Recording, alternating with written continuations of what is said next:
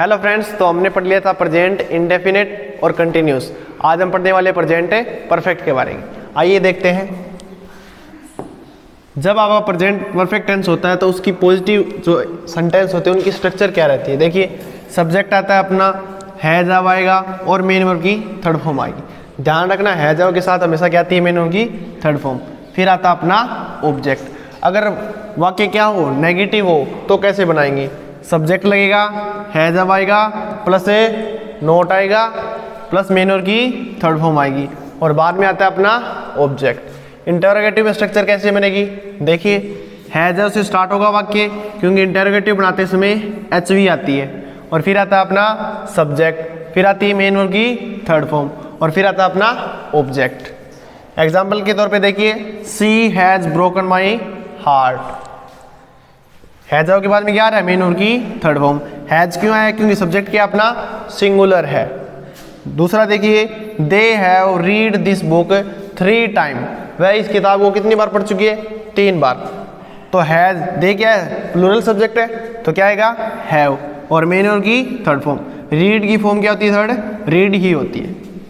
Next देखिए, जो present tense है, परफेक्ट टेंस है, उसमें अंतर कैसे करेंगे? देखिए, जब आपके पास्ट का प्रभाव किस पे पड़ रहा हो, यानी कोई घटना है जो पास्ट में घटित हुई है लेकिन उसका प्रभाव किस में दिख रहा हो, प्रेजेंट में दिख रहा हो, तो क्या बोलोगे?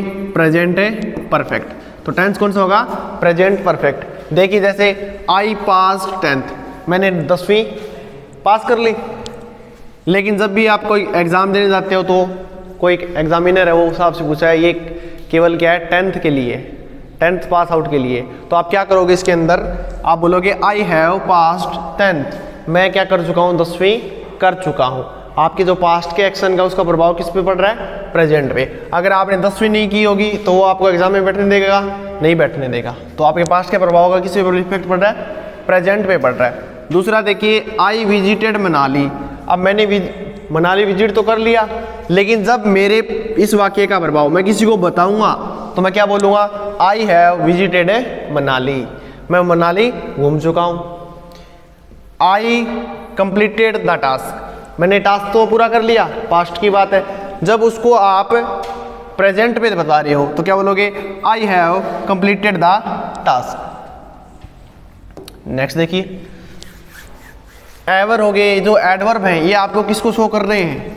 आपके प्रेजेंट को, यानी आपका पास्ट है उसके एक्शन को प्रेजेंट पे जो इफेक्ट पड़ रहा है उसको शो कर रहे हैं। जब भी आपको ये एडवर्ब दिखे तो आपका क्या आता है? प्रेजेंट परफेक्ट टेंस आता है। लेकिन इनको याद करने की इतनी ज़्यादा आवश्यकता नहीं है, क्योंकि हम लोगों ने कंसेप्ट समझ लिया है कि प्रेजेंट का प्रभाव, जब पास्ट का प्रभाव किस पे पड़ता हो, प्रेजेंट पे पड़ता हो, तो कौन सा टेंस होगा?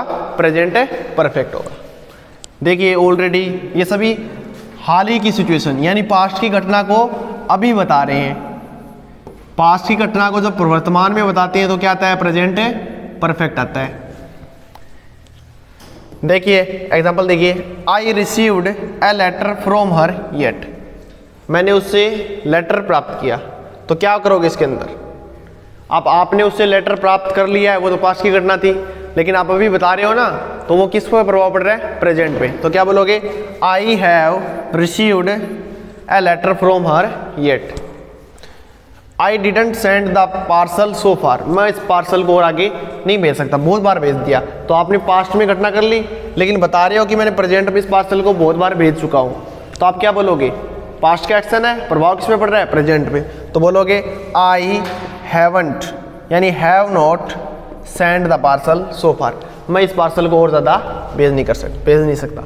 दे रिसेंटली कंप्लीटेड देयर वर्क। उन्होंने अभी ही, यानी अभी का सेंस आ रहा है ना, काम तो उन्होंने पहले कर लिया, लेकिन बता रहे हो उन्होंने अभी ही क्या किया है? अपना काम किया है। लेकिन काम तो कर लिया, बीत गया ना पास्ट, और प्रभाव किस में पड़ रहा है? अभी किया है। मतलब अभी कोई भी काम जब भी आप बोलो कि अभी ही किया है तो वो किस में आएगा? प्रेजेंट परफेक्ट में।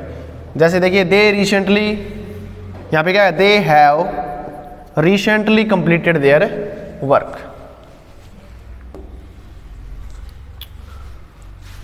आज हमने पढ़ा प्रेजेंट परफेक्ट।